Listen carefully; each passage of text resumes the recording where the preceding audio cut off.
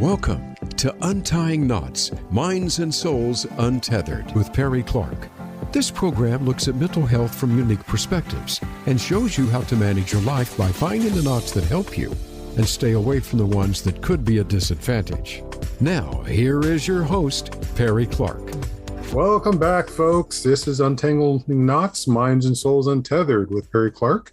Let's start with the disclaimer and the reminder that this is not a substitute for mental health work.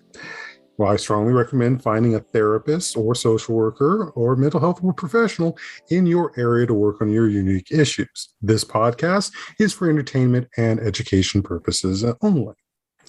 So, as we mentioned in one of our earlier episodes, we're going to have a part 2 with this individual. And we're going to catch up find out where things have been since we last spoke. Now, for information purposes and transparency, our original interview happened in October, and it's now January when we're recording it. So roughly 3 months since that recording. And we're talking again with Demetrius Holt, aka Hellspawned Cosplay, who brought us the Black He-Man, or He-Soul was one of them, but ultimately He-Man. Also, who's played Kratos, Sub-Zero, and began our introduction into the deeper world of Black cosplay. So, Demetrius, welcome back. Hey, how you doing? Hey. So I did get a chance. I'm all right. I did get a chance to also see it took him a little while to upload it. The interview you did with the AfroCon with your female counterparts, which I very much enjoy, and started following them. And at some point, I'll have a chance to get them behind the mic as well and find out more about their experiences. Wow. Yeah, that was a fun conversation that went a lot of different places. I noticed. Afro Comic-Con was a pretty harrowing experience because it was my first time, essentially being an integral part of a convention. But the relationship was fostered well enough that I'll be back in a larger capacity next year or this year. So hopefully I'll be actually in Oakland, California to host some of the festivities for Afro Comic-Con in October. I believe it's either October or November. I think they're still planning that part out. But, depending on where we are with everything with COVID and such. And hopefully I'm in town that day, because that will be one that we actually could meet in person. Right. Yeah, there's a few things happening this year where I hope that COVID does not. Why does my face look like this? How can they tell me I was this saturated? What's going on with this? The joys of our ring lights. Right. And I don't want to get up to, because I look really silly right now. But anyways, no, there's a couple of situations happening this year where hopefully that COVID won't hinder me. There's a convention in Michigan that I'm being asked to appear at, and there may be one in Texas, and there's one in New York. So this sounds like, this feels like the year that 2020 would have been if COVID wasn't a thing. Right. The momentum that the He-Man situation had is picking back up, simply because of the Kickstarter and some of the other projects I'm a part of. So very much so. And it's also giving people more time to, sit and think about it so that they can build these projects more than they were before. Right. Yeah. Things are, they're trying their best to have a larger scale than what they normally would, just simply because they're trying to get as many people back out in person as possible. But, between Omicron and whatever this new variant might be, and people just being silly and not just taking the simple precautions just to protect themselves and people around them, things are proving to be just as difficult as possible. So very much so. Yeah. I wish I could give you a good answer from at least the psychological side, but the closest thing I can say is that we're dealing with a lot of people dealing with fear fatigue. That's kind of, I'm sorry, but that's contradictory as all hell. Because if if you have a healthy sense of fear, then you would do what you need to do in order to make something not be as threatening. Right. That would be the normal case. The problem is that really the functioning of fear is short term. Okay. It's more of one of those that it hits you quickly and gets the fight and flight response going, fight, flight, and freeze response going for a moment.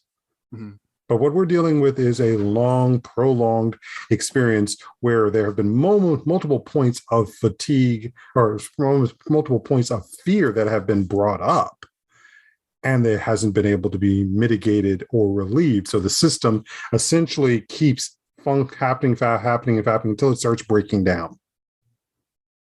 And this is where we start falling into sadness, despair, and such. And it happens across not just disease, but it's happened across multiple other venues as well. This is what generates post-traumatic stress, or I should say, situations like that, PTSD. Yeah. That's a lot of science that I'm not familiar with because I'm not studied in that. But as a layman, you know, the only thing I could say is if the problem was taken seriously from the very beginning, then we would not be in various stages of fear fatigue. You know Exactly. Exactly. I mean, I don't know. I've always been taught that if you handle your business or your business will handle you. So, you know, a lot of people just thought it was just going to just go away. And the people who thought that weren't really the most intelligent folks that was in leadership positions. So, and hence the fear state continues in multitude of forms. Oh, moving on. Which, well, because I put it this way, if I remember correctly, this was probably the late 80s, maybe late or 90s.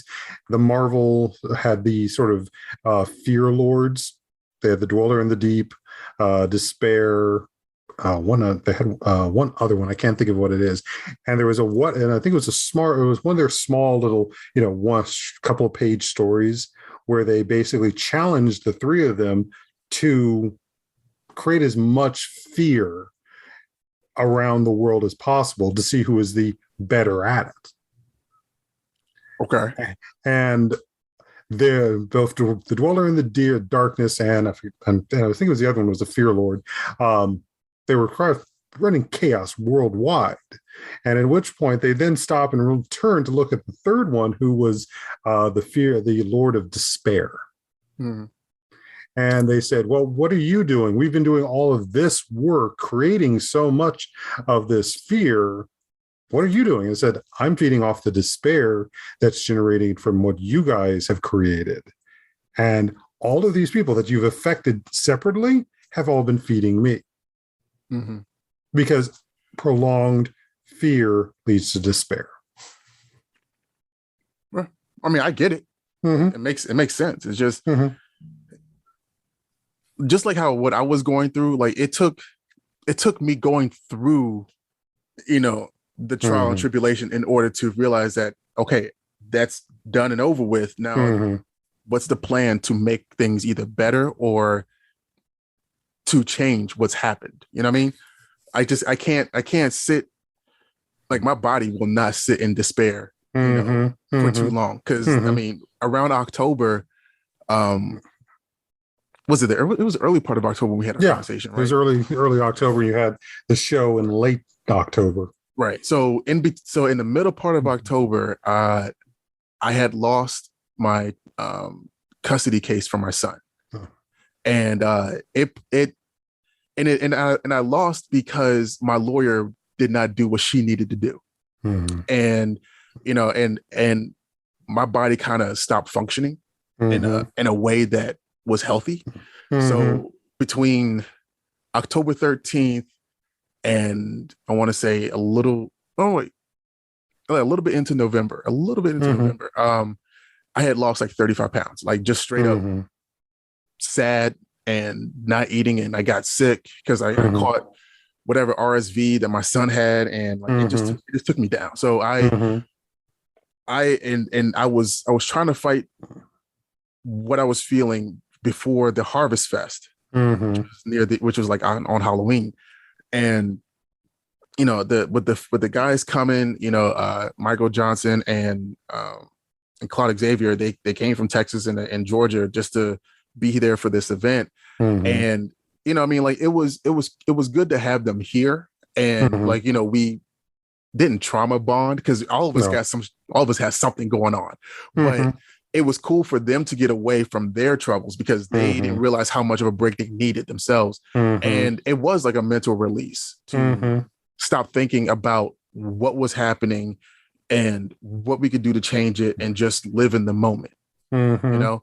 So yeah, like we had a photo shoot where we, you know, I was He-Man, you know, King Grayskull and He-Soul. And, you know, like it was a great experience. And then we went to the Harvest Fest and we saw all these kids and they were asking us like, are you like, really? You know what I mean? And like they were interacting with us and they're engaging and it was fulfilling.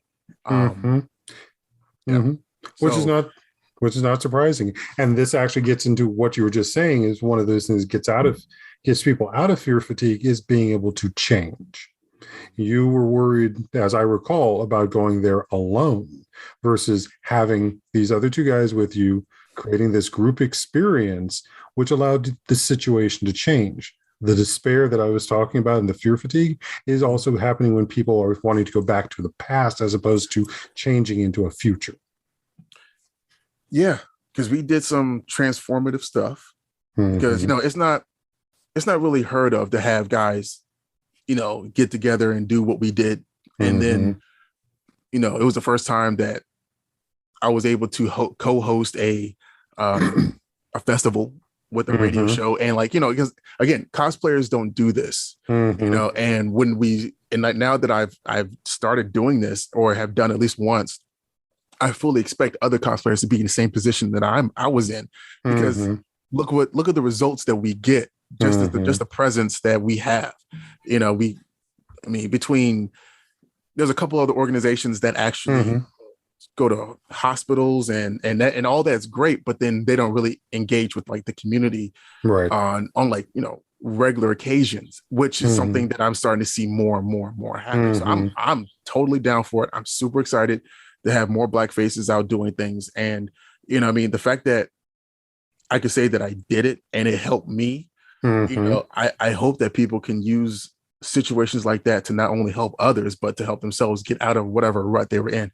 Because, you know, it really did take that to happen before I had like my turn. And the fact that I fired my lawyer and then took things into my own hands. And I have been like basically running a pro se, you know, legal defense against everything that's been happening against why I didn't get custody of my son. So, but there's just recently I retained a new lawyer that happened to be a former judge. So now I'm just working a whole lot to be able to pay for him. Right. But yeah, other than that, like that was like the turn of me feeling a lot better about just existing and then doing something with my existence. You know? Yeah. So you found what some would call hope. You found a new direction, something to change. Yeah. And that's one of the biggest ways to get out of a fear fatigue is to change something, to change the goal, change the focus. Well, yeah, because it was doing things that I was doing before and just letting someone else handle it was not working. Exactly. You know, it wasn't working for me. And I'm not saying that everyone has to take the bull by the reins, but you know, it was one of those things that actually worked for me in order for me to get to a place where I could contribute to society in a way that I was not a detriment to my own health.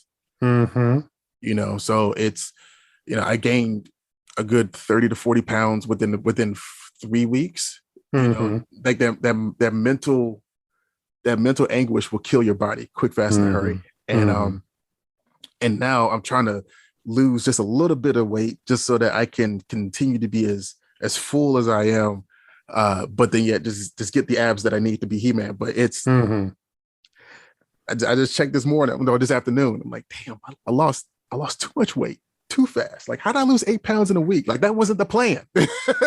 That wasn't the plan. I'm sure it's all just water.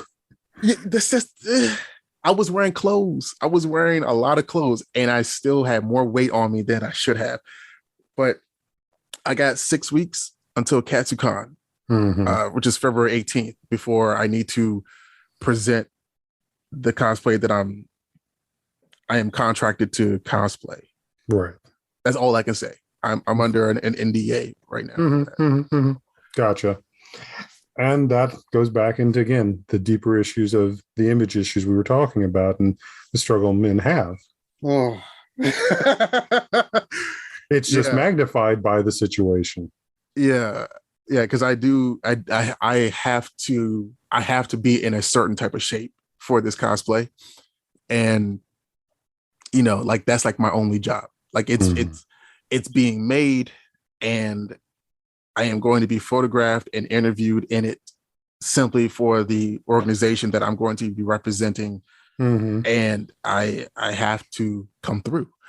So there is pressure, but I mean, if diamonds weren't made from pressure or made from cold, then what can you do? I don't know. It sounded good in my head before I said it. I don't know. Yeah, pressure, and fundamentally pressure can be useful, but it can also be destructive if it's not used correctly and kept in its place. Yeah. So that being said, and understanding the pressure you're under, this is also, again, where we go back to, where's the team helping with this? Let's see. My team is,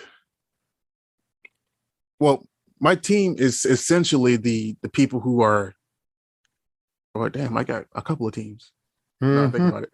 Okay, so now they can all work together, or they can work separately, but they can work for the goal. That's the thing. Like they're compartmentalized for specific reasons. You know what I mean? Like I got my homeboys, specific group of friends that I talk to every day, and then I got my my He-Man PSA folks that we organize a lot of different things. We are planning at least 10 more projects after the PSAs. Very nice.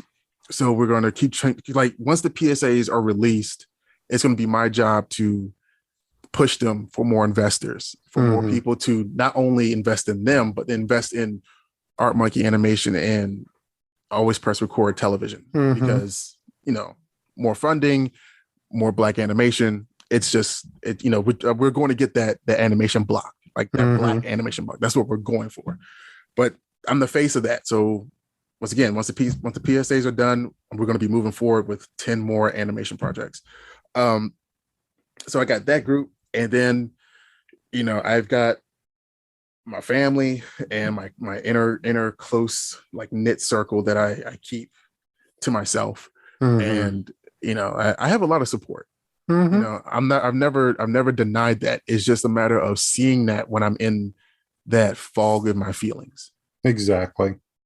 And also, where does there need to be some fine tuning with them so that they can support in that moment of, rather than saying, well, here, have that extra portion, or no, I'll walk with you to keep that exercise going relative to whatever your weather is like.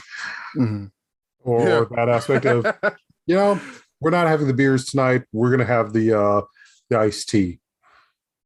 All of those things that add to the calories or add to the activity. Now that you said it, I haven't had alcohol in like almost 2.5 years. Like at all. Simply because like I only drink when I'm like at a party, and there's been no parties. Well, can't blame it on alcohol for the any of the weight gain. No. But muffins. Those damn muffins. So yeah, there's your weakness. And so it's, again, changing that relationship with the muffin. Yeah. So you were talking about the PSAs. I know I've seen a few of the renderings, clips on Instagram. How are things going in that front? Well, like I said, Oliver is working on a. So okay, again, nostalgia is our bread and butter.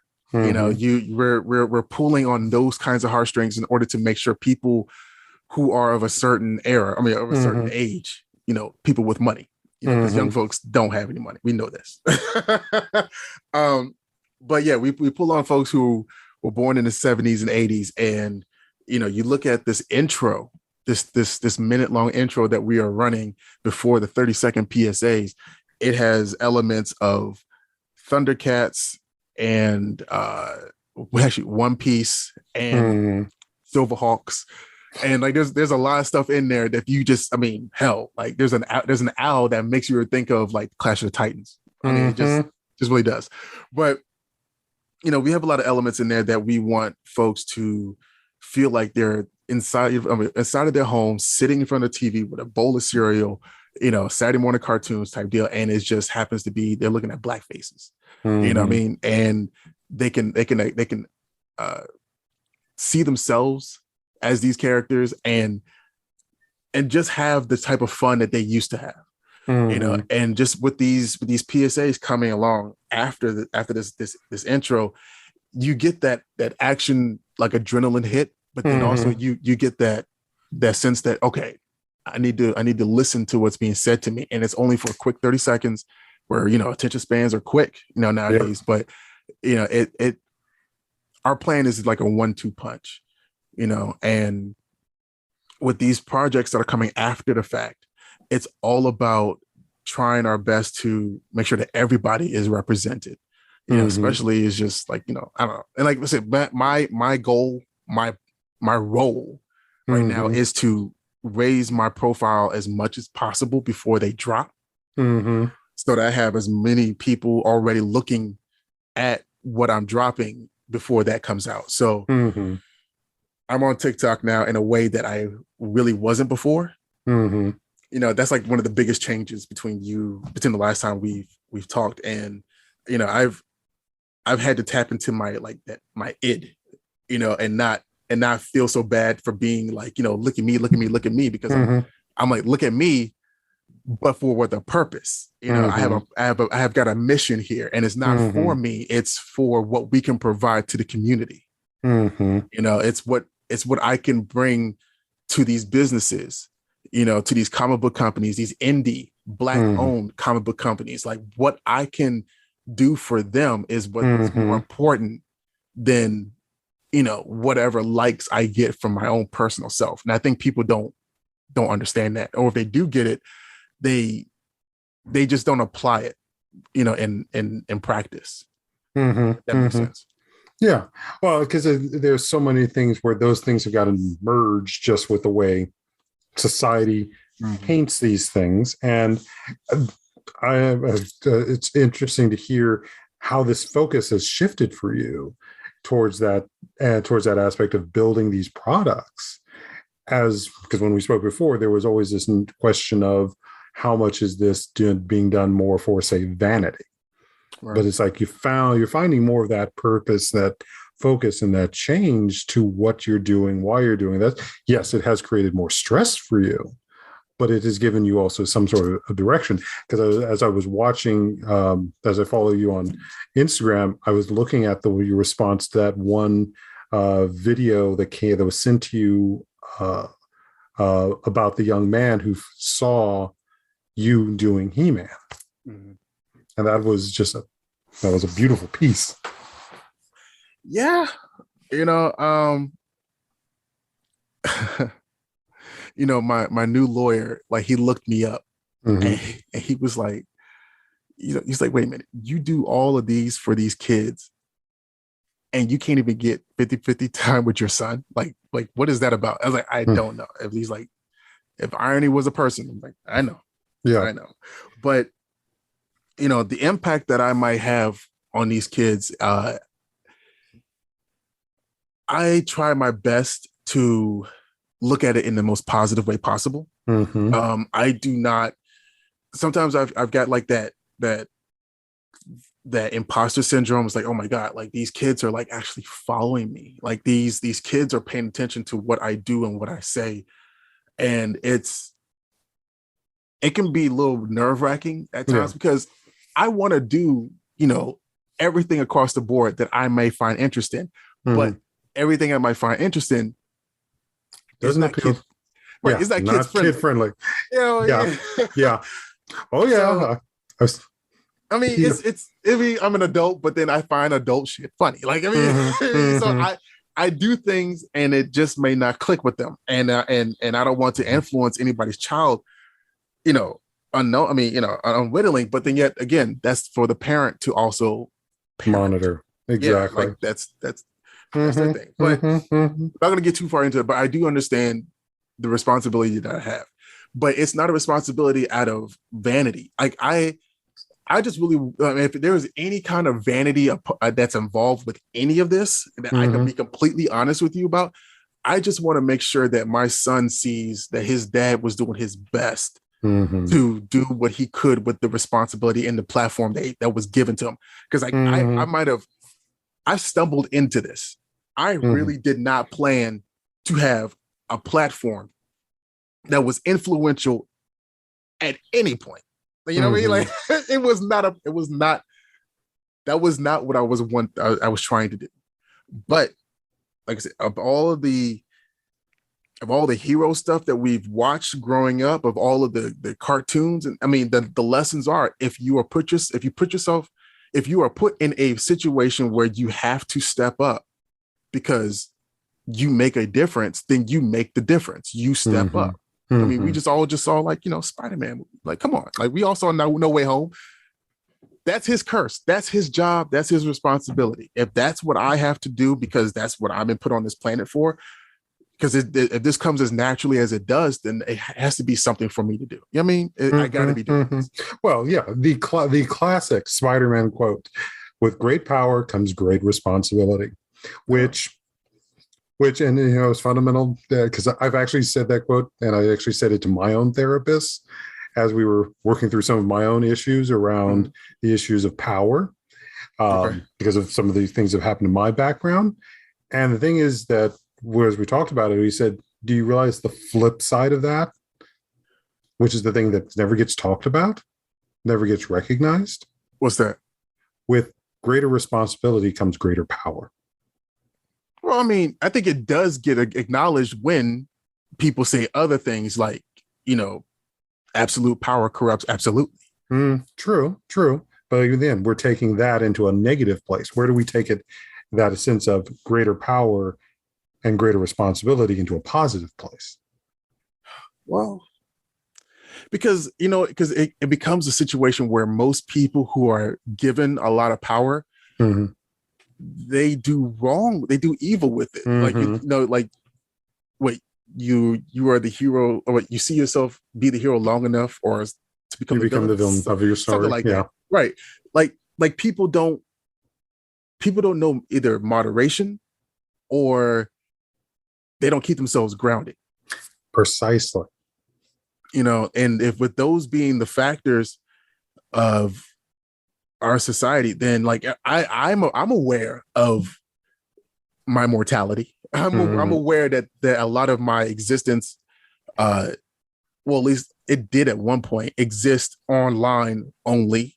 Now that I'm moving into a couple other, spaces where there are some tangible evidence that I exist. Then I could see how, how finite my reach could be. So I never really took, this internet stuff to heart. Like, it's something that I do in my free time, but if it went away tomorrow, I would still be doing what I can for the community, but it just won't be online, And that's the groundedness. That's where the greater responsibility gives you the greater power, as opposed to someone who doesn't maintain that groundedness. And the moment that, like you said, the internet goes away, what do they have? They're living on that 15 seconds and trying to stretch it out forever. Right. And we've got plenty of examples of that. We do. But then those who stretch out those 15 seconds of fame and actually are able to make a connection, with the people while they have that fame, then they never truly go away. Precisely. And that, so I just want to make sure that what I do can affect my son in a very positive way. And I don't know, like I have fun with all of this, but I don't I don't hang on to it. You know what I mean? I don't believe that it makes my identity. It doesn't make or break me. As I say, and there's the growth and change that you found in this that some don't. Well, I don't know, like, because, and I'm not trying to like contradict you or like combat you in everything that you say, but I just can't help but to think that, people who were born at a certain time or before a certain time, we know what life was like before the internet, so, going outside and having a good time was a thing. Whereas a lot of these kids out here, they are 18, 19, 20 years old, living their entire lives online because that's all that they've known. And I think those are the main ones who are part of the society that feel like being online is everything.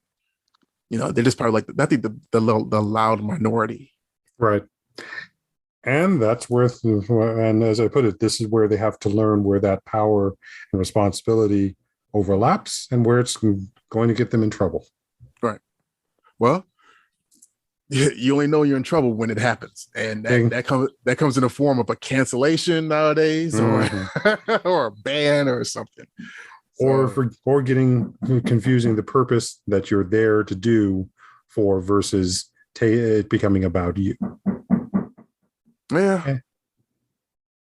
But then that's the thing. It takes a long time for someone to find their purpose, if they're even looking for it, if they even acknowledge that or recognize that that's what it is. Like I didn't realize that my purpose was this until sometime last year. I'll be 38 this year. So yikes, Well, the reminder, and I know I've said this to clients, is that some people didn't find their success until they're 40. And there's so much of the world that pushes the idea that you have to find it when you're 20. Oh, wait. Most of the world is white. So, some things just come institutionalized. Oh, wait, that's not the word I want to use. But I mean, oh, okay. Yeah. So I think on that note, it's time for us to take a break. So to come back in and enjoy the rest of our conversation here on Untying Knots, Minds and Souls Untethered. I'm Perry Clark, licensed marriage and family therapist with Demetrius Holt, a.k.a. Hellspawned Cosplay. We'll be back with you shortly. Become our friend on Facebook. Post your thoughts about our shows and network on our timeline. Visit facebook.com/Voice America. Our lives and the world around us can get messy and frustrating. Untangle and Grow Counseling's focus is to untangle that mess and make sense of it so you have a good foundation to build and grow from. Visit us on the web at untangleandgrowcounseling.com. Perry Clark offers individual psychotherapy, couples and family therapy, and adolescence therapy from a variety of coping materials and resources. Visit untangleandgrowcounseling.com for more information. Follow us on Twitter at VoiceAmericaTRN. Get the lowdown on guests, new shows, and your favorites. That's VoiceAmericaTRN.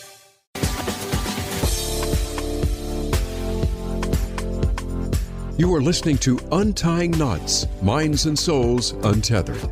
If you have a question or comment about our podcast, send an email to pclark@untyingknotspodcast.com. That's pclark@untyingknotspodcast.com. And now, back to the program. Hello, everyone. Welcome back. It's Perry Clark here with Demetrius Holt on Untying Knots, Minds and Souls Untethered. And for our second half, we're going to talk a bit about some of the realities of what's going on in the Black cosplay world, as well as something else that's happening in social media that I admit that I came too late, and I'm still trying to understand what's going on. But let's start with, what have you seen has been the shift as of late with cosplay, and especially Black cosplay, as things have since we last spoke? Well, okay, I'm starting to see that more and more companies are getting involved with cosplayers. They see that cosplay has a certain reach that they don't normally have, and they could very well, like when I say companies, I'm talking about like, comic book companies or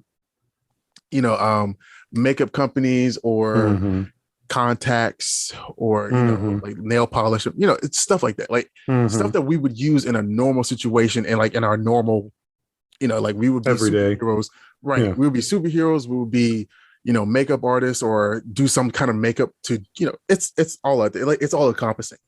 But what I'm starting to see more, at least with myself, is that I'm being approached by these different companies that want to use my likeness. And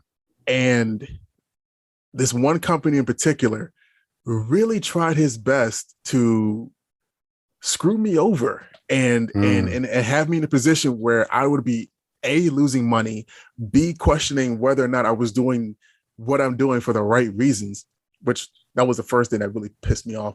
And then C, just like really think that I was stupid and insult my intelligence. I'm not going to name the company because it's unprofessional. Right. But, it started out with them approaching me by saying that they wanted me to basically duplicate the success that I had with my Kickstarter. The Kickstarter situation put me in a different realm altogether, because one, Kickstarters are very difficult to manage, especially to fruition. And then two, we were 2,000% over margin, over what we asked for. Like I asked for $1,000, we got $20,000.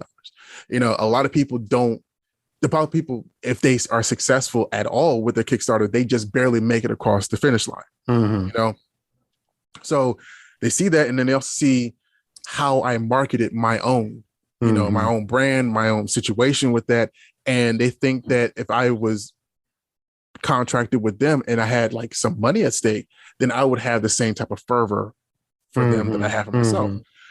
So this company approached me and was basically saying that I would get 40% of the Kickstarter proceeds, right? Without detailing how much they were looking to get in the first place. Then they were saying that I had to basically run the Kickstarter, and they put everything on me, basically to build their brand. Correct. And then also within the contract, that was filled with a whole lot of unnecessary legalese. Like it was chock full of just bullshit. It was like what? To with, forthwith, forthwith. Like it was that complicated. So when I talked to the guy who wrote it, he said that, yeah, like, I did this in college. I am proficient at this. This is what I do. So if you need me to simple it, or if you may simplify it, I can do that. So he's basically telling me, if you want me to dumb it down for your dumb self, then I could do that. I'm like, all right, yeah, dumb it down for me. Make it give me a simple one. So it took him 3 weeks to send me a second contract, right?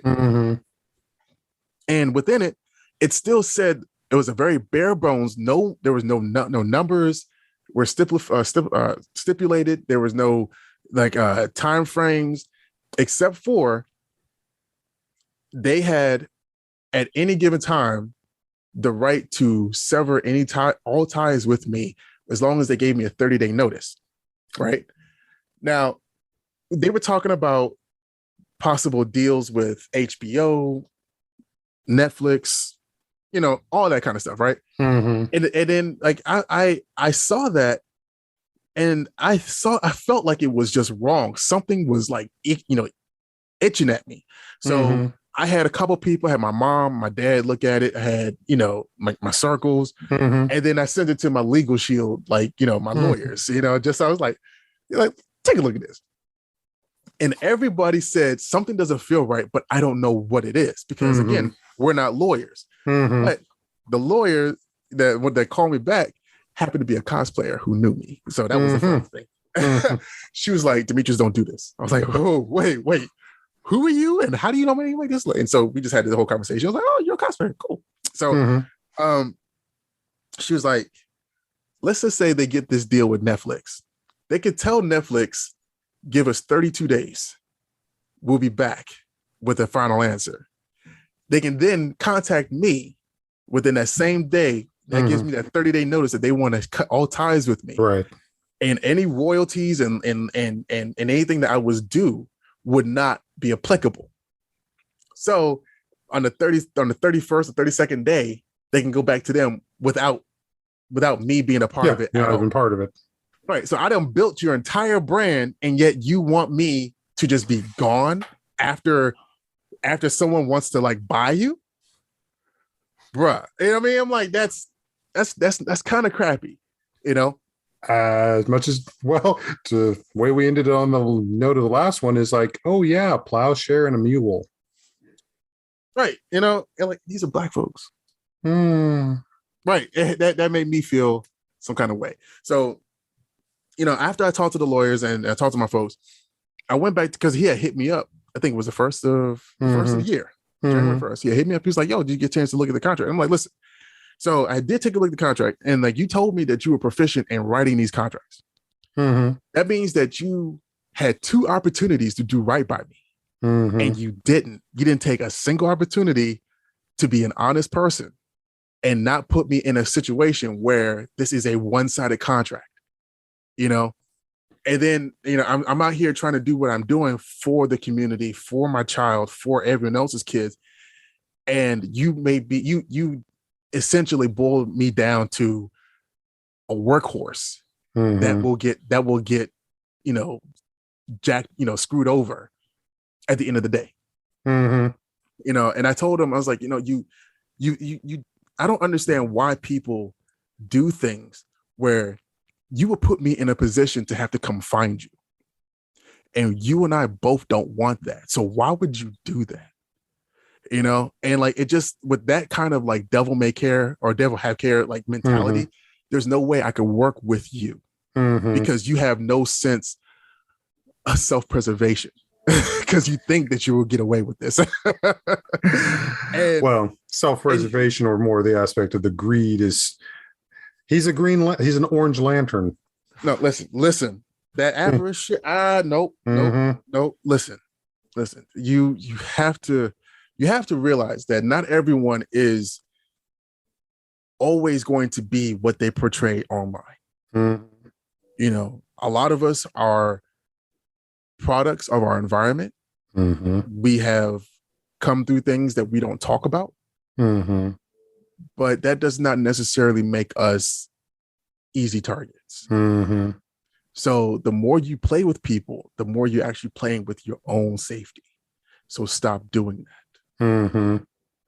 It's unnecessary. It's uncalled for. And who wants that kind of trouble? I think you just got your next PSA. I'll that one's for the adults. Yeah, very much so. But still, you got your next PSA. So then after I said all this to him, the only thing he said to me was, "I'm sorry you feel that way. Keep doing what you're doing. Good luck." I'm like, son, bitch, like you really aren't. You didn't even try to defend what I said. So you were either A, really going to fuck me, or two, or B, you don't have a defense for being called out in that way. Yeah, because you're actually caught, and that's a problem with narcissists. In this case, it was more of a con artist. But see, the thing is, like, you don't have. He didn't have any of the following or the name recognition to do something on this level. Like you're coming to me from my help into building you up, and yet you're trying to act like you're somebody that's bigger than what you are. Like that is a level of hubris that I don't think I would ever subscribe to. You know what I mean, it is unnecessary to treat people in general as if they are just objects for your own disposal. Excuse me. It is unreasonable and uncalled for to approach people thinking that they are dumber than what you think that you dumber than what you expect them to be. It is just, it's the audacity. Yeah. And I'm willing to bet they figured just because of the interest in these things that it somehow made you, like you said, that it needed to be dumbed down. But it's like, no, that gut instinct said something's off. And that's the thing, like, because anybody that they would have approached that's looking to boost their name at some level would have been an easy mark. You know, anybody that's out here that's thinking they're going to get a quick buck, you know, just at the drop of they would have been an easy mark. You know, I know how hard Kickstarters are. So whatever money I would have gotten from that, I would have earned that. You know what I mean? The fact that my likeness is all that I truly have out here, my likeness and my word, you know, I'm not going to sign that away to anybody. You know, hell, like the handshake deal I got with Oliver Banks and Tre'Vius Lawson of Always Press Record Television, like we're in lockstep with one another. We haven't signed a contract. We haven't, you know, boiled anything down to like, I don't trust this person or whatever, because we're all performing in ways that builds trust for the other person that's involved in the dynamic. You know what I mean? Like, there's no way I'm going to sit here and be like, listen, I need this prenup with these guys or whatever, because they've already done right by me. And then honestly, if things were to stop after the PSAs, because they've been all paid, you know what I mean? Like, it's the money spent, the work is being done, you know, then I can say at least I did what I could with these people. And if they decided that they want to move a different direction, you know, cool. But we did what we came to do. You know, anything else after that, you know, that just happened to be like a lightning in a bottle. You know, it was fortunate that it happened, but you know what I mean? You can't live and breathe and die by it, you know? So, but this guy here didn't even try to garner that kind of trust. No. You know, like, you coming from out of nowhere and then you gonna try to call me stupid out the break? No, we're gonna have problems. You don't want to have problems with me.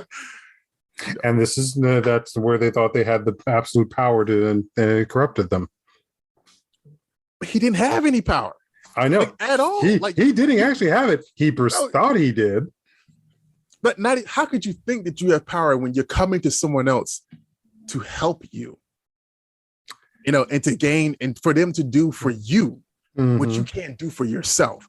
That is a level of cognitive dissonance that I cannot ascribe to either, because you can't sit here and say that you are King so-and-so if you're asking someone else to do for you what you can't do for yourself. You know what I mean? Like, that does not make sense to me whatsoever. So from the standpoint of, as we often talk about, the idea of decolonizing, he learned lessons well from the other side. And he's trying to emulate the other side.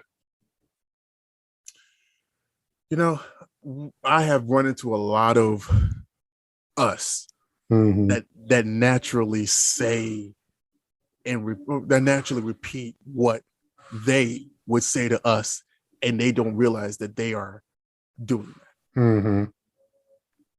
You know, and it usually comes from people who are not in a position to do what you can do. And they are immediately threatened by that, because at some point in time, they had it in their mind. They wanted to be a superhero to somebody's child, or for even themselves. And that since they're not in that position of doing what you're doing effortlessly, then they become an antagonizer. It's, I swear. Yeah, but you put it in a very beautifully sense, using the mechanism of the superhero and the archetype and the villain. People suck, man. Like, you got folks out here that's just trying to make a way, and they happen to strike a chord with a certain number of people, and that bothers folks. Like, it bothers them so much. It bothers them so much that they can't get someone's attention without crying victim, or just being talented in general. Like, most of these people out here that want attention don't have anything to go with it. You know what I mean? Like, let's just say they get to a place where they fail upwards, and then they're asked to perform in what they say they can do, and they can't do it. Like, you're not proven in anything other than whining. You know, gaining sympathy. You know, I think that's a hallmark to a lot of people in this society, who think that they should just be given opportunities because they exist, as opposed to actually working for them. or just being able to do what you think that you're able to do, or that you think people should want you for. Mm-hmm. But that's one of the truths, one of the aspects of doing all of this, with whether it's a cosplay, whether it's creating art, whether it's creating any intellectual property that is then going to be mass produced, that we also have to balance with. Yeah, well, I don't know. I'm one of those people who I would like to support everyone, Mm-hmm. but there's some folks that I wish they do get into the positions that they want to get in, and they realize that they are not qualified for it.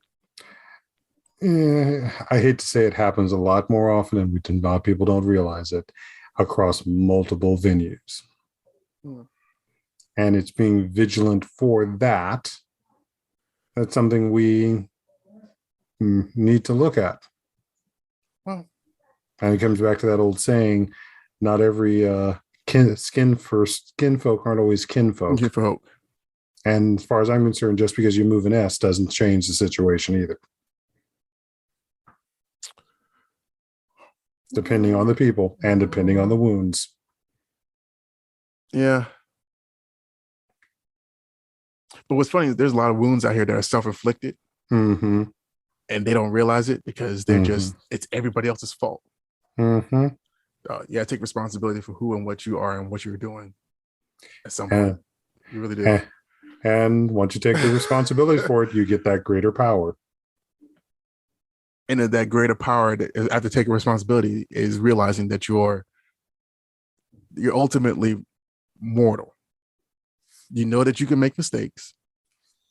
You realize that, something can't always be done by yourself, or this may not be the thing that you should be doing.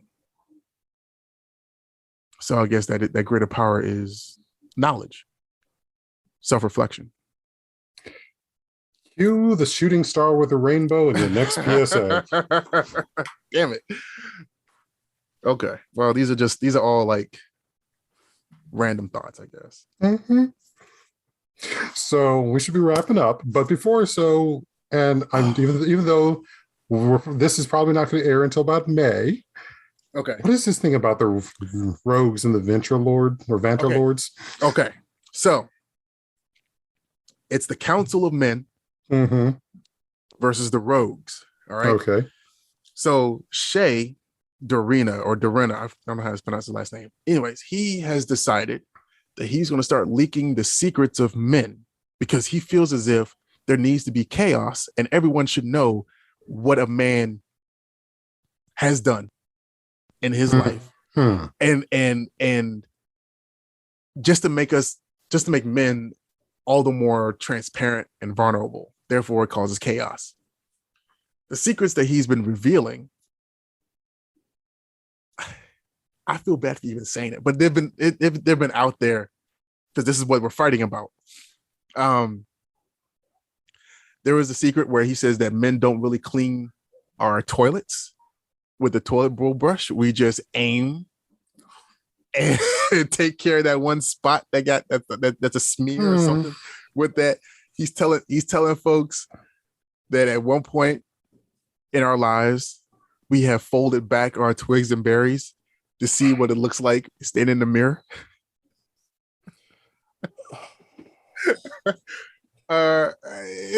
Stuff like this, right? He's just leaking these damn secrets. And the Vanta Lord is the leader of the Council of Men, who are the protector of our secrets. Mm-hmm. So the Vanta Lord has declared war on this rogue, and people have started to choose sides. And it's, you got some guys who are like, yeah, like we gotta take those rogues out because that chaos, and you don't tell men secrets. Like, what's wrong with you? And then you got the rogues who are like, I just want to see the world burn, and they just start telling more secrets. And then you have another faction, which I'm not really familiar with, like the Paharis faction. Like they're like an offshoot of the rogues to a degree, but you have other people like myself as He-Man. We are thinking about the innocents.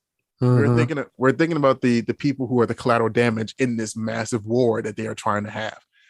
So I've started as He-Man talking about protecting the innocents with my boy Richard as Man at Arms. And I've got people on my videos telling me that the archers stand with me, that I've got I got Mandalorians that are standing with me. And then I've been introduced to Mother Nightshade. Mother Nightshade is the curator of the Church of Fuckery. And the Church of Fuckery are protecting the innocents already, but they have like a bigger name than I do. So they've already been doing that. I didn't know that. So I'm getting folded, or He-Man and the Eternians are getting folded into this faction where we are looking out for the children and the innocents and families. And then I'm getting tagged in videos where children are pulling out their superpowers, like with spider webs and stuff, and saying that they will help me protect the innocents. This is like internet LARPing. You know what I mean? There's vampires and Vikings on the side of the Vanta Lord, and then you got Slytherin on the side of the Rouges and shit. Like people are just coming out of nowhere, and it's fun. It's harmless, like create a character type of fun, and it's made it because some of the people who are playing this game are actual celebrities.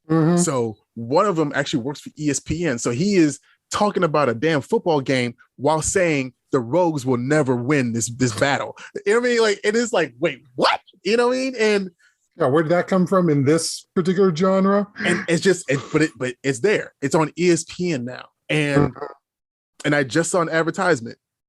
They're having a debate between the Council of Men and the Rouges on Comedy Central this Friday. It's just, this is airing in May. It's happening on Friday the 20th something or whatever. But yeah, so you'll probably find it on YouTube in the replays, right? And like come on, yo, like this is what I mean. Let's say this is what nerds are. We are all encompassing. We're filling the world now because people are more comfortable with their nerdom, and stuff. So I don't know. I think it's fun. I think it's great. I have to respond to this child who has joined the fight under me probably tonight. So I don't know what to do. And then I just realized, like, can I enlist children? Can I enlist child soldiers? Can he do that? I mean, they could triage, right? They want to help. They got power. We got Young Justice and we got Young Avengers out there. I mean, come on, like. Well, why not? Yeah, well, just keep in mind, those are teenagers. We're talking about the little ones. They're better at helping keep the house running because somebody's got to be able to have some place to come home to. Okay. I'll keep that in mind when I make this video. Because that's one of those biggest things. And this is an entirely other aspect is, you got those people who are going to be on the front lines. They're going to be out there fighting. But you've also got those people who are going to need to make sure somebody's getting a hot meal, someone's taken care of, someone needs a place to come home to. And there's a warrior strength in that often gets maligned. Yep. I should have all the kids that are under 13 take care of all the animals that are on the pets. There we go. There we go. You are on pet duty. Make sure those rabbits and those puppies and those cats are taken care of. Okay, thank you. I have it. I'm coming up with it. Exactly. They can still be useful. They've got to keep society running. Yep. All day. Exactly. So I want to thank you again for this part 2. I appreciate you inviting me. Not a problem. Who knows? Maybe we should have a part 3 at some point later in the year. But let's at least work with where we are here there. So, Demetrius, thank you again. And again, where can people find you if they want to learn more? Well, if you just type in Hellspawned, HELLSPAWNED, either in TikTok or Instagram, then you'll find me. Facebook as well. I have a link tree that is basically Linktree/Hellspawned, where it's got all the different things. You know what's funny? If you actually type in Google Black He-Man, you'll find me. in every category, or type in Hellspawned, you'll find me in various forms. It's just, it's a lot. Like, I don't know. Oh wow, I'm on Google, but you know, I'm not popular. I'm not famous. So it's just weird. It's like that middle point, you know? Yeah, but these search algorithms are finding it. Yeah. Oh well, all the more good we can do. You know what I mean? Exactly. So with that, I will bid you adieu and have a good rest of the night. And I look forward to seeing what else is out there and cheering you on. I appreciate you. Thank you so much, Perry. Not a problem. Have a good one. This has been Perry Clark from Licensed Marriage and Family Therapist with Untying Knots, Minds and Souls Untethered, having a good laugh with Demetrius Holt, aka Hellspawned Cosplay. Be safe out there, folks, and we'll talk with you soon.